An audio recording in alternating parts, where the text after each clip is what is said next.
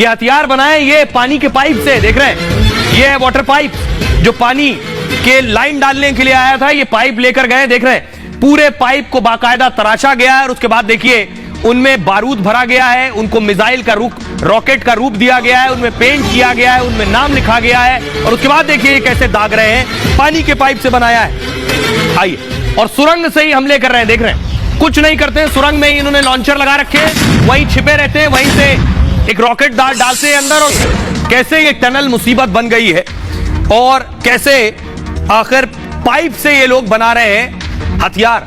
Hamas ने पानी के पाइप से रॉकेट बना लिए हैं, गाजा में बिछने वाली वाटर पाइपलाइन के पाइप हथियार बन गए। गाजा में यूरोपियन यूनियन ने मानव सहायता जारी की थी, आम लोगों को साफ पानी मिले इसके लिए पैसा दिया। यूरोपियन यूनियन ने 876 करोड़ की मदद भेजी थी।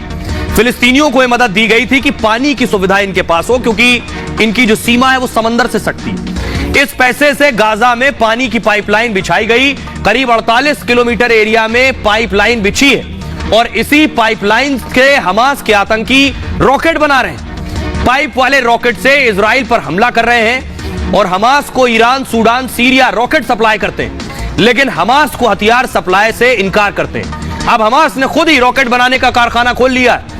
गाजा में हमास ने नए आविष्कारों का सेंटर बनाया है। इन्हीं सेंटर पर गोला बारूद पर नए नए आविष्कार होते हैं। आविष्कार हो जाता है तो इजराइल पर दागकर उसका परीक्षण करते हैं। इजराइल ने मोटी रकम खर्च करके हमलावर ड्रोन बनाए, लेकिन हमास ने इन्हीं ड्रोन्स की नकल गाजा में बना ली। नकल करके बनाए ड्रोन से इजराइल पर हमला किया। हमास ने ड्रोन्स के साथ ही 5000 रॉकेट से अटैक किया। हथियार ज्यादा हाईफाई तो नहीं है, लेकिन नुकसान करते हैं बड़ा। चुनौती है ये, गाजा के अंदर घुसने के बाद कैसे सुरंगों का पता चलेगा, कौन सी सुरंग कहां है, कहां से कौन सा आतंकी निकलेगा, इस सुरंग में न जाने क्या कर रखा है इन आतंकियों ने, उसके बारे में जानकारी नहीं है। हथियार, गोला बारूद कितना है, लैंड माइन्स है, कहां बिछी है, कोई नहीं जानता है। अगली तस्वीर दिखाई जरा, इन्होंने क्या किया देख रहे हैं आप। इन्होंने बाकायदा रॉकेट तैयार कर लिए इसी सुरंग के अंदर। सुरंग में रॉकेट बना रहे हैं, उसमें पेंट कर रहे हैं, देखिए लॉन्चर्स में पेंट कर रहे हैं, उसके बाद उनकी पैकिंग कर रहे हैं। ये सब कुछ सुरंग के अंदर तैयार कर रखा है। आखिर कैसे निपटा जाए इनसे, कहां से कौन सा आतंकी आएगा और फट जाएगा, कोई नहीं जानता। ये आप देख रहे हैं, ये सब सुरंग के अंदर हो रहा है। बड़े लेवल पर सुरंग के अंदर तैयारी हुई है और आपको जानकर ताज्जुब होगा कि ये हथियार कैसे बनाए। पाइपलाइन से कौन हथियार बना सकता है? पाइप से रॉकेट बनाने की ट्रेनिंग ईरान दे रहे हैं। बड़ी बात कह रहे हैं, ईरान में कासिम सुलेमानी, उनके बाद बताऊंगा, कासिम सुलेमानी ने ट्रेंड किया है। लेकिन अब टनल तक पहुंचकर उसे खत्म कैसे किया जाएगा, देख रहे हैं ये मैप मैं आपको दिखा रहा हूं। ये एक यूनिवर्सिटी है, इस्लामिक यूनिवर्सिटी, और इसके पैरेलल देखिए, उसके समानांतर आतंकी गुफा है, टनल है, सुरंग, ये आप देख रहे हैं। यानी लोग जहां रह रहे हैं उसके बराबर में सुरंगें बनी हुई, रोड है, उसके बगल में देखिए इमारत है, एक रेजिडेंशियल कॉम्प्लेक्स है, रिहायशी इलाका है, इस्लामिक यूनिवर्सिटी है, लोगों के घर है, इसी के नीचे टनल है। अब कैसे यहां रॉकेट दाग कर मारा जाए, क्या तरीका है, अब आपको बताऊं कैसे होगा खात्मा।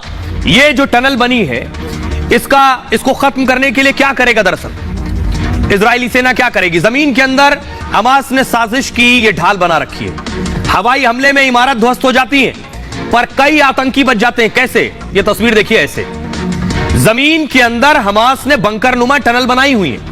गाजा के नीचे 500 किलोमीटर की सुरंगों का जाल है। यह सिर्फ अनुमान है, 500 किलोमीटर, इससे ज्यादा की सुरंगें भी हो सकती हैं। आतंकी इन्हीं सुरंगों के अंदर से हमले की तैयारी करते हैं। इसमें रॉकेट बम और छोटी मिसाइलें तक सुरंग में बना लेते हैं। सुरंग में बैठकर इतने बड़े हमले का खाका तैयार किया है। इनमें अमेरिका, इजराइल जैसे देशों को भी भनक तक नहीं लगी। सोचिए, अमेरिका को तो सब पता होता है, कुछ पता नहीं चल पाया, क्योंकि ये सुरंगें सैटेलाइट की पकड़ में नहीं आती।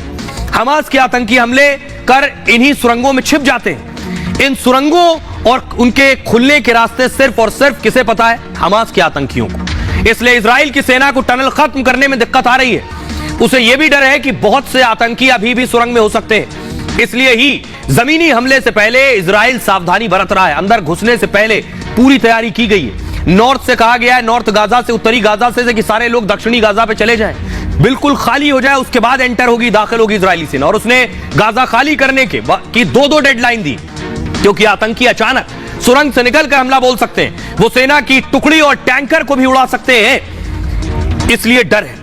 अब होगा क्या, जब सेना अंदर घुस जाएगी, सेना को पता चलेगा कहां से कहां तक की सुरंग है, उसके बाद ऊपर से प्लेन आएगा यानी जेट, ये देख रहे हैं, और इस तरह से सुरंगों को उड़ाएगा।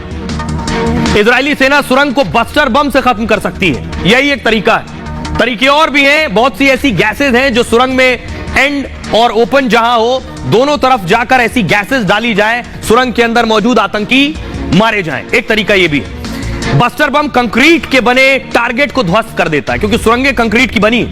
अमेरिका ने हाल में इजराइल को कई बस्टर बम दिए, और लेकिन हमास की सुरंगें आबादी वाली जगह के नीचे। दूसरी परेशानी है, इसलिए कहा जा रहा है आबादी खत्म हो, लोग छोड़कर जाएं उत्तरी गाजा से, तभी इन सुरंगों को तहस नहस किया जाएगा, क्योंकि ऊपर घर बने हैं, नीचे सुरंगें हैं।